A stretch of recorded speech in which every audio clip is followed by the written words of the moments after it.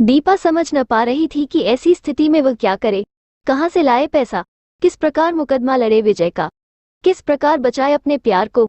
दीपा का दिल चाह रहा था कि वह अपनी बेबसी पर फूट फूट कर रोए, इतना रोए कि उसके अंतर्मन में एक भी पीड़ा न रहे। कोर्ट से निकलकर भी वह यही सब सोचती रही और निरुद्देश्य सी आगे बढ़ती रही। सहसा पीछे से आता एक ऑटो रिक्शा उसके निकट आकर रुका। दीपा चौंक कर एक ओर हट गई। तभी किसी ने उसे संबोधित किया, सुनिए। दीपा रुक गई, मुड़कर देखा ये कमल था जो ऑटो रिक्शा में बैठा उसे पुकार रहा था। दीपा ने पल भर के लिए कुछ सोचा और कमल के निकट आकर बोली, ओह, आप कहाँ से आ रही हैं? दीपा को झूठ कहना पड़ा, यही कोर्ट रोड पर एक कंपनी है, समझा सान्याल प्राइवेट लिमिटेड होगी। शायद। बात बनी? नहीं। फिर आप एक काम कीजिए। वो क्या? मेरे ऑफिस चलिए। वहाँ क्यों? दीपा ने चौंक कर पूछा। मैंने सोचा है इधर उधर भटकने से तो अच्छा है कि आप वही काम करें, इस प्रकार आपका मन भी लगा रहेगा और आपको नौकरी भी मिल जाएगी। कमल बोला। शिवानी क्या कहती है? शिवा भी यही चाहती है। थोड़ा प्रयास और कर लूं, उसके पश्चात देख लूंगी। तो ऑफिस जा रहे होंगे? हाँ, किंतु आप कहें तो। नहीं, अभी मैं घर न जाऊंगी। शाम तो होने को है, अभी कहाँ 4 ही तो बजे हैं। फिर भी आपको जल्दी घर पहुंचना चाहिए। आकाश में घटाएं घिरी हैं, वर्षा की संभावना है।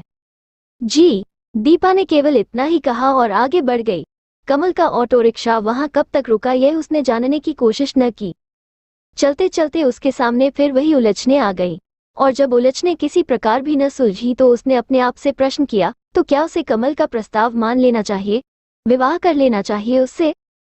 किंतु हृदय ने कहा, ये तो विजय के साथ विश्वासघात होगा। क्या तुम्हारे अंदर इतना साहस है कि उसे धोखा दे सको? विजय को बचाने का अन्य कोई उपाय भी तो नहीं। कपूर साहब को मुकदमे से पहले ही 2000 रुपये चाहिए।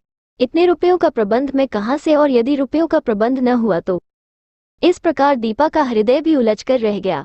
तभी एकाएक बादल गरजे, दूर कहीं बिजली गिरी और वर्षा आरंभ हो गई। सांझ अभी ढली न थी, किंतु वर्षा के कारण अभी से अंधकार के साए फैलने लगे थे। कमल ने लौटते ही शिवानी से दीपा के विषय में पूछा। शिवानी बोली, नानी जी बीमार हो गई है। क्या मतलब? भीग गई थी। मैंने छूकर देखा तो जिस्म तवे की भांति तप रहा था। चाय भी नहीं पी। क्यों? कहती थी मन ठीक नहीं। किंतु चाय से मन का क्या संबंध? पूछकर देखिए। हाँ, पूछना तो पड़ेगा ही। इतना कहकर कमल ने अपनी व्हीलचेयर घुमाए और दूसरे कमरे में आ गया। दीपा बिस्तर पर लेटी थी, आंखें बंद थी, शायद सो रही थी। कमल उसे ध्यान से देखने लगा। दीपा वास्तव में इतनी सुंदर थी कि उससे अधिक सुंदरता की कल्पना भी नहीं हो सकती थी। गुलाब की पंखुड़ियों की भांति एक दूसरे से जुड़े उसके होंठ, लालिमा युक्त पारदर्शी कपोल और झील सी आंखें। तकिए पर फैले उसके रेशमी केश तो इतने सुंदर थे कि देखते ही काली घटा का भ्रम होता। ये सब देखते देखते कमल के हृदय में आंदोलन सा छिड़ गया। भावनाएं मचल मचल उठी और रक्त में कोई तूफान सा चीख उठा। दिल में आया अभी नीचे झुके और दीपा के मधु भरे होठों पर एक चुंबन अंकित कर दे। तभी शिवानी कमरे में आ गई। उसने एक नजर दीपा पर डाली और फिर कमल से पूछा, क्या हुआ भैया? कुछ नहीं शिवा, कमल ने चौंक कर कहा। चेहरे पर ऐसे भाव थे मानो चोरी करते पकड़ा गया हो। शिवानी फिर दीपा पर झुक गई और उसके मस्तक पर फैले बालों को पीछे हटाने लगी। एकाएक वो चौंक गई। बुखार के कारण दीपा का जिस्म तवे की भांति तप रहा था। पीछे हटकर उसने कमल से कहा, भैया, दीपा को तो बहुत तेज बुखार है। तू ऐसा कर, चौराहे से डॉक्टर खान को ले आ। वर्षा भी अब रुक गई है, जल्दी कर, कमल ने कहा।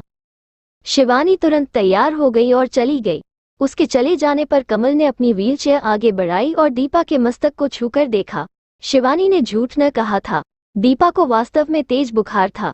कमल ने उसे पुकारा, दीपा। दीपा ने आंखें खोल दी, पुतलियां घुमाकर कमल को देखा, किंतु कुछ कहा नहीं। कमल ने फिर कहा, मैंने कहा था न, जल्दी घर चली जाना, वर्षा की संभावना है। शिवा कहाँ है? दीपा के होंठ खुले। धीरे से पूछा, डॉक्टर को लेने गई है।